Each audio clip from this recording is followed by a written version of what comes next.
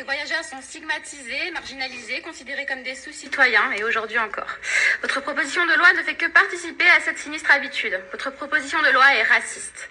Vous sentez bien que c'est ce qu'on va vous reprocher. Vous tentez de vous justifier maladroitement dans l'exposé des motifs qui ressemble fort à un « je ne suis pas raciste, mais ». En effet, sous prétexte qu'on aurait fait progresser les droits des voyageurs, il faudrait durcir la répression à l'égard de ceux qui ne respecteraient pas la loi en stationnant de façon illicite. On a fait avancer les droits des voyageurs. Quelle bonne blague. Alors déjà, ce n'est qu'en 2017 qu'on les a dispensés de devoir faire viser régulièrement un titre de circulation par les autorités. La honte. Des propos anti-tziganes sont proférés tous les jours dans les médias et dans la bouche de nos dirigeants jusqu'au plus haut sommet de l'État. Et cela sans que ça n'émeuve personne. La honte.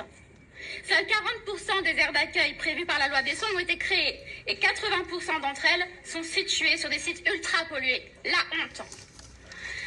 Et c'est là qu'on comprend à quel point votre proposition de loi atteint les sommets de l'absurde.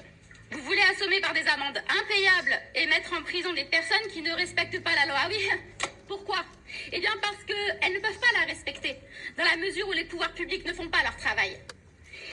Antoine Saussard, voyageur et médiateur social, rappelle d'ailleurs souvent « L'errance c'est à distinguer du voyage. Ce n'est pas un choix, ce n'est pas agréable, c'est quelque chose que l'on subit. » Non, ce n'est pas par choix qu'on se fait dégager tous les 4 matins d'un lieu à un autre. Où vont stationner les voyageurs pour ne pas être hors la loi s'il n'y a pas assez d'aires d'accueil? Sur la Lune? Sur Mars? Ce n'est pas à eux d'être sanctionnés, mais les collectivités qui les contraignent à être en situation de stationnement illicite, car elles ne respectent pas leurs obligations légales en n'ayant pas de lieu de stationnement sur leur territoire.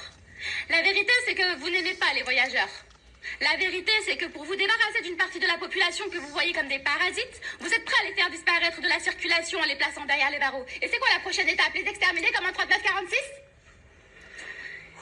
Quand j'ai annoncé l'arrivée de votre proposition de loi, une voyageuse stationnée à Goussainville m'a répondu à Bazourgi qu'ils s'emmerdent les violeurs d'enfants plutôt que nous qui sommes les personnes les plus simples du monde. Ces propos, certes un peu fleuris, mettent en avant une réalité indiscutable. Nos prisons sont pleines à craquer, si bien que les droits les plus élémentaires de nos détenus ne peuvent être respectés, que les surveillants pénitentiaires sont en souffrance et que de nombreux criminels ne peuvent purger toute leur peine. Et vous voulez en plus mettre en prison des personnes mal garées? Avez-vous perdu tout sens de la mesure? La prison par-ci, la prison par-là, vous n'avez que ce mot à la bouche. Vous voulez réformer l'accueil des gens du voyage, et bien grand bien vous fasse. Vous savez, il y a beaucoup de choses à faire en la matière, à commencer par arrêter de dire qu'on accueille des gens qui sont chez eux, dans leur pays. Et puis je ne sais pas pour vous, mais moi quand j'accueille des gens, eh bien, je ne leur fais pas payer le stationnement ainsi que l'eau et l'électricité, et ce, à un prix qui est souvent le triple de celui que paierait n'importe qui d'autre. Et puis vous trouvez que c'est accueillant, vous, d'être à côté d'une usine Céveso, d'une déchetterie, d'une cimenterie, d'une autoroute? Des voyageurs résument souvent ainsi cette propension à placer les voyageurs dans des zones ultra polluées. Cherche la déchetterie, tu trouveras les voyageurs. Et il faut dire qu'à force de considérer les gens du voyage comme des déchets, eh bien forcément, on les met avec les déchets.